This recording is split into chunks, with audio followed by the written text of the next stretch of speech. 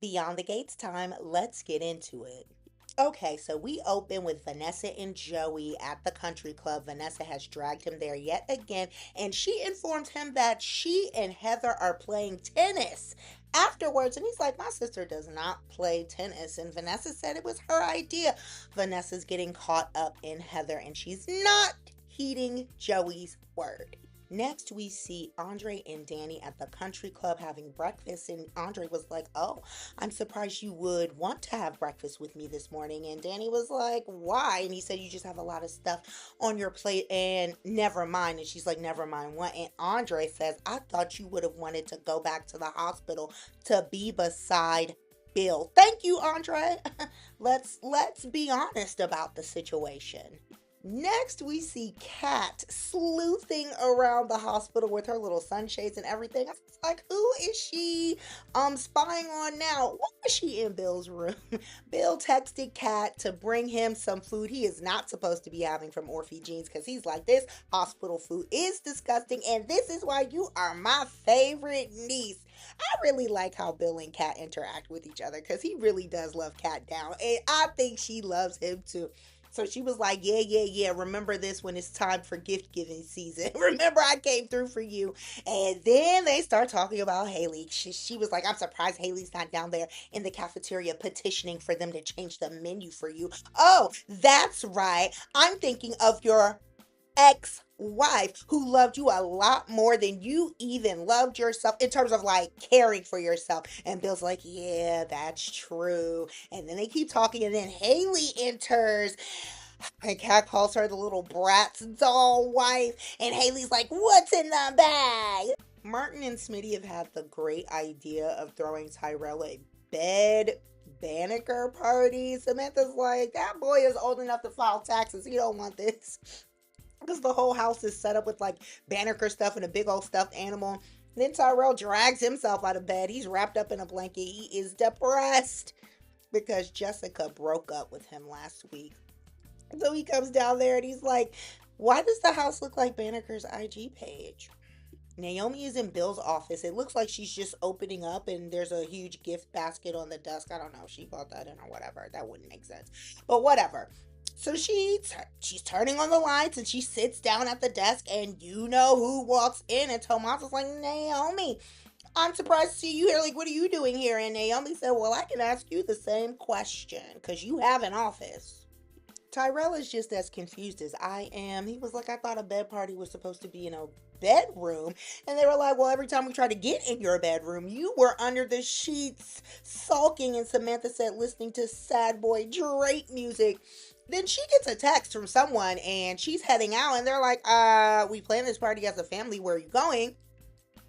And Samantha's like, I'll be back soon. Oh, okay, this is this new age parenting because you are not going to just get up in my house and walk out without telling me where you're going as a minor. But okay, if you like it, I love it beyond the gates. So then Naomi and Tomas start tussling a little bit because Naomi is like, basically, why are you in here? You have an office and it's not in here. It's out there. And she's like, every time I'm in here, you're sniffing around this office. And Tomas is like, well, every time I come in here, you're sniffing around this office too, as you have your own practice. And Bill's not even gone yet. And you're sitting here like you're queen of the firm. And Naomi was like, what the hell did you say to me? I'm like, Tomas, that comes off as like you are waiting for Bill to die too, so you can take over.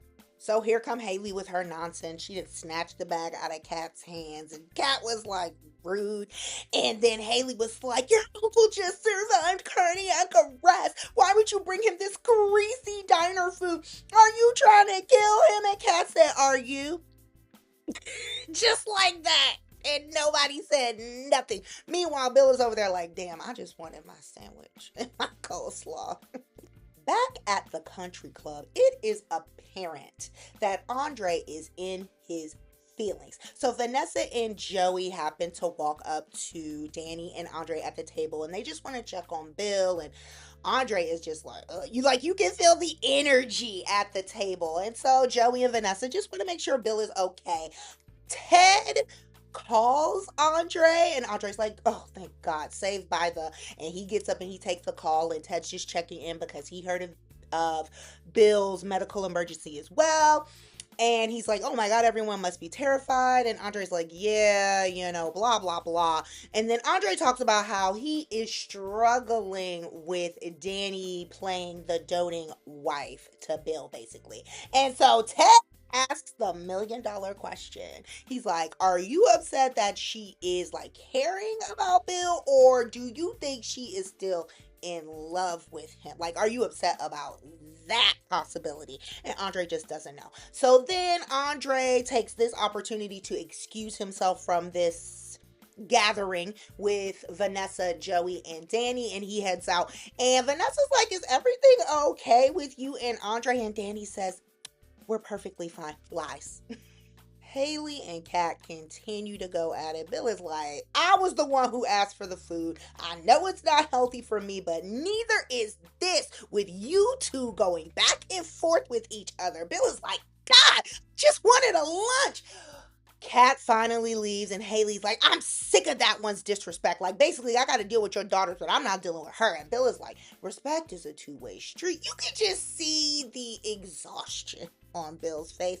And I low-key love that for him. He got exactly what he deserved for leaving his good wife for this little hoe. So, Joey's like, you know what? I'm going to just pick up a burrito on my way to the casino, and I'm going to remove this toxic male energy at this table so you ladies can continue to chat without me. And he makes a hasty exit. And Dani's like, you know what, Vanessa? I didn't get it at first, but you and Joey really are a good match for each other. And Vanessa's like, yes, just like you and Andre. So I can assume that you didn't tell him anything about what's going on. And Vanessa just wants to make sure that Dani and Andre are good, because she could tell they are not. Yes, Naomi, that's how you check a mofo, okay? Naomi was like, I've had enough, and this is gonna end today. You've been getting slick out of your mouth for a while now. You are walking around here, Tomas, like you are in charge, and you are not. And need I remind you, my name is on the damn door. And just because you're dating my cousin doesn't make you in charge of anything here. So she was like, you are gonna stop demeaning me, and you are gonna stop today. And he shut up real quick. So Tomas apologizes. He's just like, I really got, in my head when I see you in here. I've been working so hard, and Bill's like a really huge mentor to me and this and that. But you ain't checked on this man once. You weren't at the hospital. Just like Naomi pointed out in this moment, she was like, and my dad is doing better. Not that you asked. But, Tomas is, Bill is such a mentor, but boy, hush. Naomi checked him, and she checked him real good, and he shut up, and I'm here for it. And, Naomi clarifies that, I was here to thank Caroline for saving my father's life. That's it, and I don't want your job. For the millionth time. So Tomas says that he came in hot, and he apologizes, and he wants to start from scratch again for the 100,000th time. You know what? I'm sick of Tomas. I'm sick of this, and now I'm beginning to question his motives a little more. Does he really care about Kat, or is he just doing what he needs to do to stay in Bill's good graces? Very sweet moment with Naomi and Caroline. She brought the gift basket for Caroline, and she just thanked her profusely for saving Bill's life. And Caroline was just like, I just did what any self-respecting person would do. And Naomi's like, no, you stayed so calm in the face of just chaos. And Caroline was like, that 911 dispatcher really kept me calm. And Naomi was like, that was my mother-in-law. So it's just really cool to see how, oh my God, this is just like the DMV. As a resident DMVer, everyone is connected in some way. So perfect illustration of that. And I love to see the Duprees. I mean, it was specifically Naomi and Chelsea giving this gift, but I like to see the hoity-toity showing appreciation for the small folk like myself. Nice moment. I liked it. Whether Bill dies or not, this marriage is over. Whatever. So Hayley's doting on him, like trying to fix his bed and offer things. And he was like, "You could quit the act. No one's here." And she's like, "Is that what you think of me?" He was like, "Well, I mean, is that what you're doing? Like, you don't have to pretend to be a doting wife when no one's here. You took my sandwich. Now I just want peace and quiet." He is so annoyed with his little Bratz doll bride, like Kat called her. This is crazy. Kat's on her way out of the hospital and she sees Ted and he's like, "Oh, you bought me food. You were thinking of me." And she was like, "Man, why not? Take this back." He opens it. He was like, "Ooh, that sandwich is loud. If I eat this, I might be admitted along with my ex-brother-in-law." And then Kat admits, well, it was for Bill, but Hayley stopped that. And he was like, "I can't say I blame her," and blah, blah, blah. So then Ted is asking how everyone's doing, and Kat's giving him updates about Chelsea and Naomi. And then she's like, "But Aunt Dani is really spiraling out. Come on, Kiki session at the reception desk." And Ted was like, "Yeah, I heard a little bit about that." And Kat was like, "Now, when Bill woke up, Dani was the first person that he asked for, but you ain't heard that from me. Come on and live in color." I remember that character, y'all. Anyways, so then Andre is there, and Kat takes her exit, and Andre is explaining to Ted that Vanessa and Joey kind of interrupted his breakfast with Dani, and he was like, it was divine intervention, and that's why Andre is there chatting with Ted right now. And Andre said he is basically tired of Dani's obsession or continued connection to all things Bill. He is over it. So, Dani and Vanessa are still chatting at the country club, and Dani is telling Vanessa how she referred to Bill as her husband, but thankfully, Andre wasn't in the room, and Vanessa was like, "Did Hayley hear it?" And Dani said, "I said it straight to her face," and Vanessa was like, "You did not." Like, girl, she basically clocks her. She is like, "I know you hate to admit this, but basically you and Bill reconnecting in that elevator reignited your feelings for him. And girl, you are in love with him." And Dani was like, "I didn't tell you that so you could throw it in my face every time you hear it." And Vanessa was like, "Stop being dramatic because it is what it is. You, Vanessa, you are talking sense. And I am proud of you." And Dani was just like, "I am confused. I'm conflicted." She admits that she does love both Bill and Andre. And Andre's my husband. He's the one I want to be with. And Vanessa was like, "If you really feel that way, why does it sound like you're trying to convince yourself that you should be and stay with Andre?" I'm telling you, it is, how long do y'all think before Dani and Bill are back together? Because she was like, "I know it's crazy. And it is, but she loves that man, and she can't. This is, come on, the miseducation of Lauryn Hill. This is X Factor. This is when it hurts so bad playing out in real time, because Dani and Bill are going to be back together. So Martin and Smitty try their best to get Tyrell excited about this next chapter in life without Jessica, but Tyrell is just, he don't want to hear it. But then he has a moment. He's just like, "I'm afraid for college because no one's gonna see me as like a cool guy or whatever." He's right back to being like the chess nerd again, and he's afraid about encountering Banneker without Jessica or just anyone who knows him. And they're like, I mean, that's one good thing about college. It's a reset. Everybody's in the same boat. And Tyrell is listening, but he is just like, "I don't want to do nothing unless I have Jessica." So Jessica had texted Samantha, and that's who she ran out to meet with. They are at Orphe Jean's, and Jessica's just trying to see how Tyrell is. And Samantha, it seems like she has a little bit of an attitude when she was the one saying that they needed to break up as well. But whatever, all this flip-flopping drives me crazy. But Jessica's asking how Tyrell is, and Samantha was like, "What do you think? He's moody. Our dad's been trying to pull him out of it, but they haven't been successful yet, and especially because you, Jessica, keep making it worse." And Jessica, like, what I do? Okay, so this is getting interesting. So Caroline is looking at all of her cute little spa things, and they start talking about Hayley, because Naomi was like, "Oh, well, maybe you could take your bestie Hayley with you." And Caroline was like, "Hayley is like a whole other person." And Naomi was like, I know what you're talking about, how she's two-faced, and Naomi just feels like she was a fool because she was the first one who Hayley encountered, and Naomi feels responsible for unleashing Hayley on everyone. So then Naomi was like, you know what, speaking of Two-Face, what's your read on Tomas? And Caroline, without hesitation, she was like, you know what, I wouldn't trust Tomas as far as I could throw him. Dani and Vanessa continue to talk about the situation, and Dani says that she needs to do everything that she can to put her husband first and to get Bill out of her system. Now, look, I don't know why a grown woman needs to be told this at this point in her seasoned life, but okay. Because Vanessa she was just like, you and Andre started off as kind of like this little casual kind of thing. And Andre understood you had a past. But now you guys are like really husband and wife. And Vanessa's like, take it from me. Even in my situation with Doug, he was fine with me having other men as long as I was just sharing my body. But when I fell for Joey, that's when Doug took issue. And she's basically comparing that to what Dani and Andre are going through now. And I agree. Who would have thought?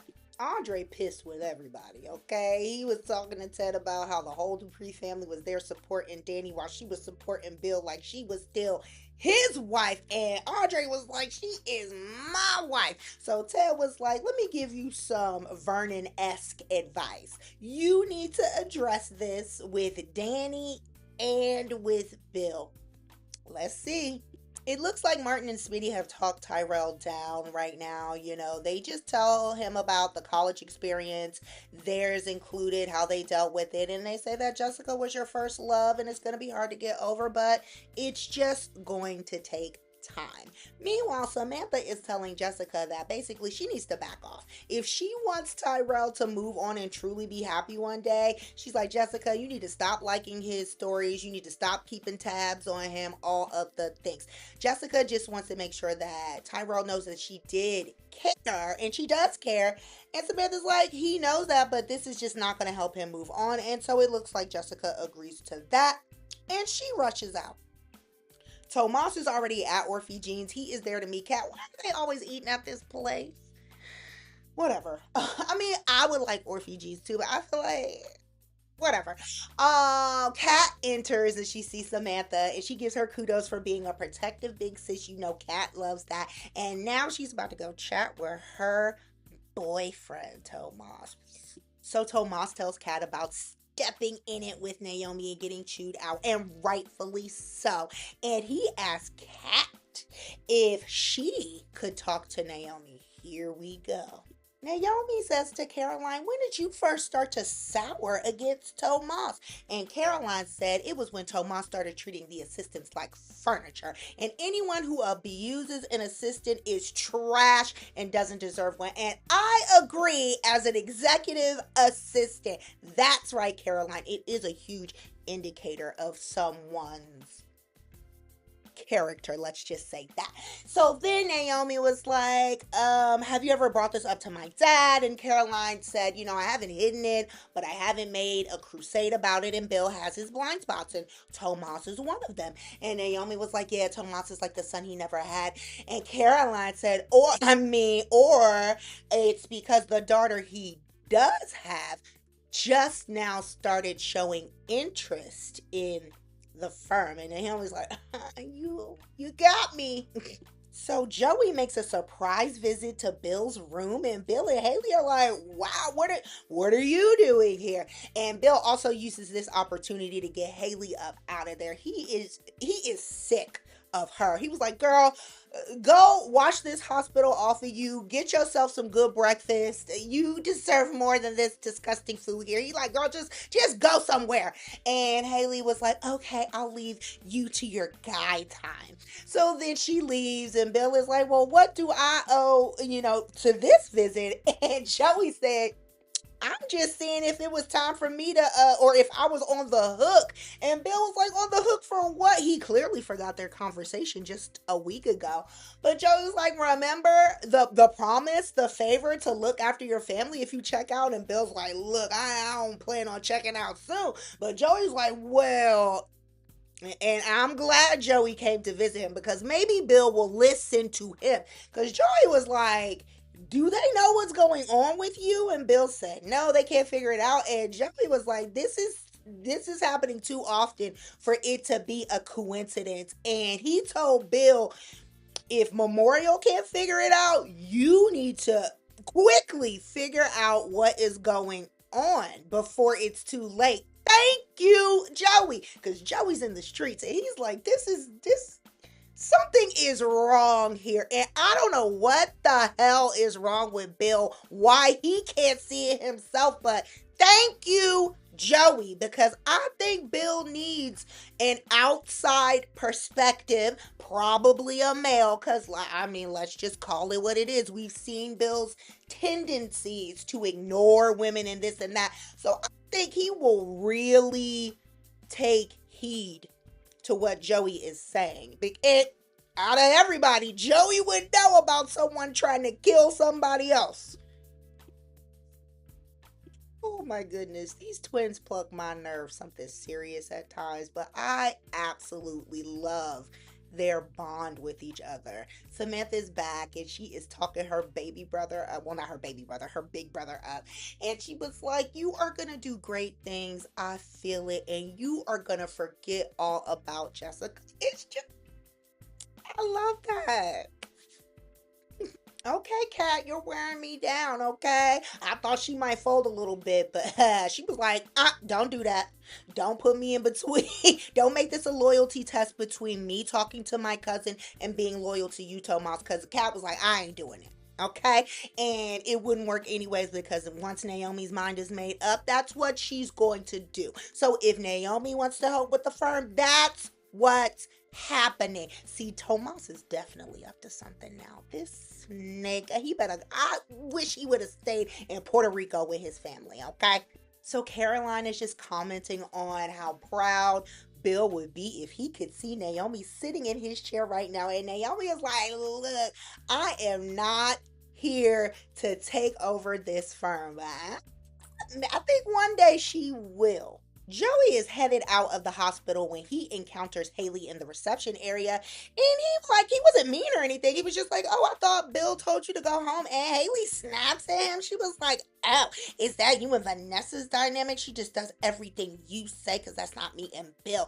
And Joey was like, okay. And then Hayley brings up, oh, you're just starting to believe all of the rumors and stuff that you hear about people. And Joey was like, no.